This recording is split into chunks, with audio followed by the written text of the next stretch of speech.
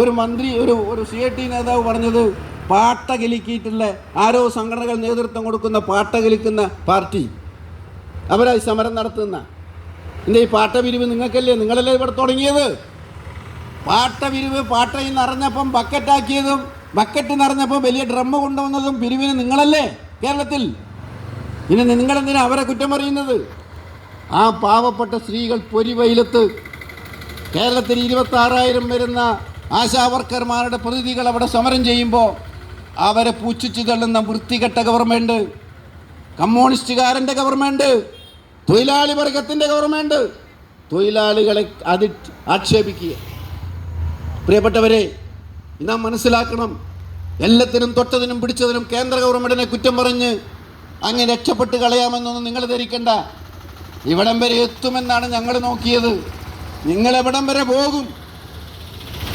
നിങ്ങളുടെ കയ്യിൽ 5 നയ പൈസയും. എനിക്കൊക്കെ ഇപ്പോഴും തോന്നുന്നത്, നേരത്തെ പറഞ്ഞ ദുരിതാശ്വാസ ഫണ്ടിൽ 700 കോടിയൊക്കെ ഇപ്പം വിട്ടടിച്ചു പോയിന്നാ.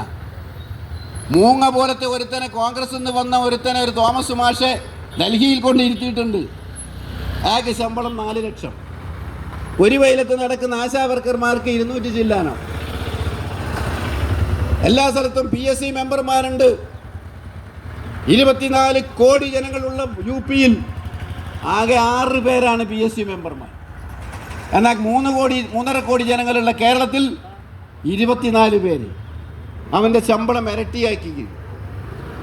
ആശാവർക്കർമാർക്ക് പണം കൊടുക്കാനില്ല. PSC മെമ്പർമാർക്ക് ശമ്പളം കൂട്ടാൻ നിങ്ങൾക്കുണ്ട്. അവിടെ ഡൽഹിയിൽ പോയി പെറ്റുകിടക്കുന്ന തോമസിന് ശമ്പളം കൂട്ടാൻ നിങ്ങൾക്കുണ്ട്. നിങ്ങൾക്ക് പുതിയ കാറ് വാങ്ങാൻ പണമുണ്ട്. നിങ്ങൾക്ക് ദൂർത്തടിക്കാൻ പണമുണ്ട്. നിങ്ങൾക്ക് വിദേശത്ത് പോകാൻ പണമുണ്ട്. ഇതൊക്കെ നിങ്ങൾക്ക് ചെയ്യാം. എന്നാൽ നിങ്ങൾ പാവപ്പെട്ടവനെ കാണുന്നില്ല എന്നുള്ളത് എനിക്ക് തോന്നുന്നത് കമ്മ്യൂണിസ്റ്റ് പാർട്ടി തീരുമാനിച്ചു. പിണറായി വിജയൻ, എനിക്ക് ശേഷം ഈ പാർട്ടി ലോകത്തുണ്ടാവാൻ പാടില്ല. എനിക്ക് ശേഷം അവസാനത്തെ മുഖ്യമന്ത്രിയും നേതാവുമായി ഞാൻ മരിക്കണം. അപ്പോഴത്തേക്ക് കമ്മ്യൂണിസ്റ്റ് പാർട്ടിയെ ഇവിടെ നിരംബരശാക്കണമെന്ന് പിണറായി വിജയൻ തീരുമാനിച്ചു. പ്രിയപ്പെട്ടവരെ, ഞാൻ ദീർഘിപ്പിക്കുന്നില്ല. നമ്മുടെ നാട്ടിലെ പാവപ്പെട്ടവന് വേണ്ടി പൊരുതാൻ